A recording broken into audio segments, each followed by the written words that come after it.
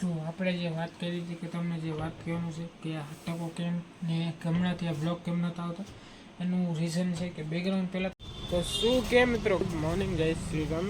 સવાર આવી ગયા છીએ એક નવો બ્લોગ લઈને. આજનો બ્લોગ થોડો અલગ છે કેમ કે આજે હું જનરલી નોર્મલ શૂટ કરવાનો હોય શોર્ટ વિડીયો, બટ આજે હું લોંગ વિડીયો શૂટ કરું છું. એનું રીઝન તમને આપીશ બપોરે. અત્યારે તમે ફિલહાલ જાઉં છું દુકાન, ટાઈમ થઈ ગયો એટલે સવારમાં દુકાનનો ટાઈમ થઈ ગયો તો આપણે સવારમાં દુકાન જઈએ. હાલો ડાયરેક્ટ દુકાને ભેરા. તો ફાઇનલી દુકાને પહોંચી ગયા ને દુકાને આપણું કામ બામ પતાવે એ થોડા ઘણા જ આવ્યા, જાજા દી નથી આવ્યા. કામ બામ બતાવીને એ મળી ગયું. ચાલો ભાઈ કામ બામ પતાવીને ટાઈમ થઈ ગયો તો નીકળી ગયા જમવા. આવી રહ્યો આપણી ગાડી. બાય ધ વેમાં વરસાદ આવ્યો હતો તો ગાડી થોડીક ચલવી જાય તો થાય. અત્યારે હવે જવાનું પેટ્રોલ ભરાવા. હાલો તો પેટ્રોલ ભરાવા પેટ્રોલ પંપે ભેગા થાય. ફાઇનલી પેટ્રોલ પંપે પહોંચી ગયા. હવે પેટ્રોલ ચાલુ છે. શું કે ભાઈ? મજા બસ હાઈલા રાખે. પૈસા દેવાના અરે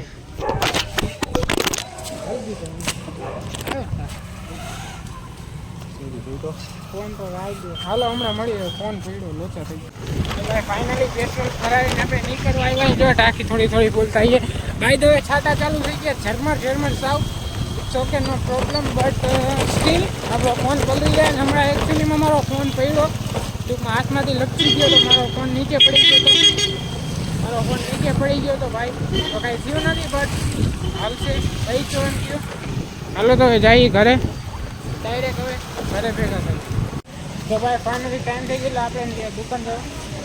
એમાં એકચ્યુઅલીમાં આપણો ભાઈ આવ્યો હતો, કિશુભાઈ આપણને મેકવા આવતો હતો પણ એને થોડુંક કામ આવી ગયું તો વળી હું મેકવા આવ્યો. એ વળી હળદરથી ઉતારી ગયો આપણને. તો આપણે જઈએ દુકાન પર ચાલીને.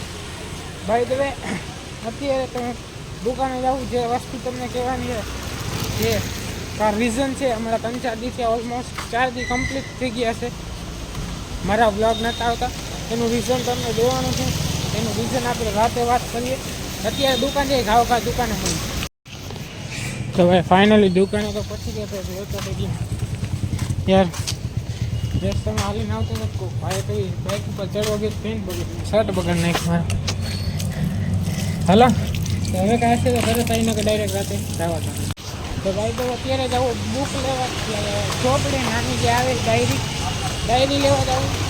અત્યારે તો જોકે ઝરમર વરસાદ આવે. બાકી અહીંયા તો પાણી જ ભરાઈ ગયું નદી. યાર શું કરવું, પાણી જેટલું ભરાઈ જાય. આ તો કઈ હજી તો જાજો વરસાદ નથી જો એ દીધા. આમાં પાણી ઉડે નહીં બીક રે યાર. હાલવું કેમ ખબર નથી પડતી. હાલો બીજું તો શું હવે જઈએ તો હું બુક લેવા જાઉં. ડાયરી આવે એમાં આપણા સાહેબ ભેગા થઈ ગયા છે. કેમ છો સાહેબ? વરસાદના ગાળામાં હાલી છે પગ ખંજેરી. હા હા સદ્દામભાઈ નથી બોલું. અરુણભાઈ આવે. આપણા મિત્ર એવા અરુણભાઈ પણ આવી ગયા છે. કા અરુણભાઈ કેમ છો? આ લોકો અત્યારે બાય ધ વે આવ્યા હતા કામથી. હવે આપણે જઈએ આપણા કામે ડાયરી લેવા. અવાજ આવતો હોય કે નહીં કાંઈ ખબર નહીં. બાય ધ વે આપણે બુક લેવાની તો પેલા ડાયરેક્ટ બુક લઈ હાલો મળી નિરાત બુક લેવામાં. તો ભાઈ ફાઇનલી બુક તો લઈ લીધી છે પણ એક વસ્તુની બીક છે કેમ કે ધર્મ છાતા આવે તો બુક પલળી જવાની બીક છે થોડી. બાકી ગાયો કા પેલા દુકાને પહોંચી જાય તો બુક ન પલળે, નકર બુક પલળી જાય. હવે ડાયરેક્ટ ગાયો કા દુકાને. તો ભાઈ ફાઇનલી કામ પતાવીને ટાઈમ થઈ ગયો એટલે આપણે નીકળી ગયા આપણે ઘર જવા. ભાઈ સાહેબ ગારામાં વાંધો લિટરલી હમણાં ગોતું મારી યાર. અમે ચંપલ મારા એવા શું કરે, નો પ્રોબ્લેમ હાઈલા રાખે. હા રહી ગયો. અમારે ધ્યાન રાખીને હાલવું પડે. એનું રીઝન છે કે મારી ચંપલ જે રહ્યા એ થોડાક વાયલા છે, એટલે કે થોડાક એવા આડા પટ્ટાના છે એટલે સ્લીપ થવાની ચાન્સ વધારે. એમાં વરસાદ આવ્યો હતો તો નીચેમાં ઓલમોસ્ટ સ્લીપ થાય. બાય ધ વે અહીંયા પાણી નહીં ભરાઈ ગયું. ચાલીને જવાનું છે એકચ્યુઅલીમાં આપણે. હાલો હવે ઘરે જઈશું. હાલો ડાયરેક્ટ હવે ઘરે ભેગા થાય.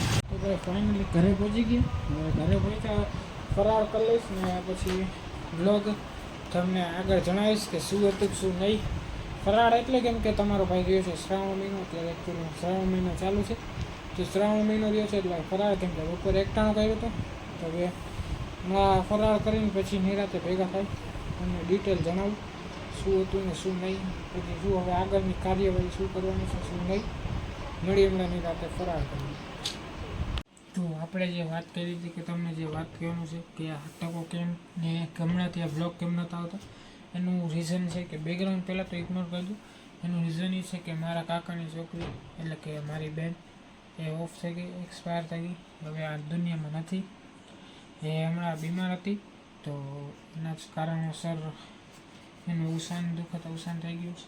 તો એના કારણે એમના વ્લોગ નહોતા આવતા ને નાટકો મારે કરાવવો પડ્યો કેમ કે એ મારા કાકાની છોકરી એટલે કે હું મારી બેન થાય ને આજે એનો જન્મદિવસ છે. એટલે કે તમે આ વ્લોગ જોશો એના પહેલાંના દિવસે એનો જન્મદિવસ છે. એના 2 દી પહેલાં અઠવાડિયા પહેલાં જે એક્સપાયર થઈ ગઈ. પણ એ તો ઉપરવાળાની મરજી છે, જે છે એ કાંઈ કહી ન શકાય એમાં. એમના તો એમની જ મરજી ચાલે. બાકી આજના માટે આટલું જ. મળી નેક્સ્ટ વિડીયોમાં. Thank you so much for watching. Like, comment, share, subscribe. મળી નેક્સ્ટ વિડીયોમાં. અને હવેથી કન્ટિન્યુ બ્લોગ પાછા આવશે.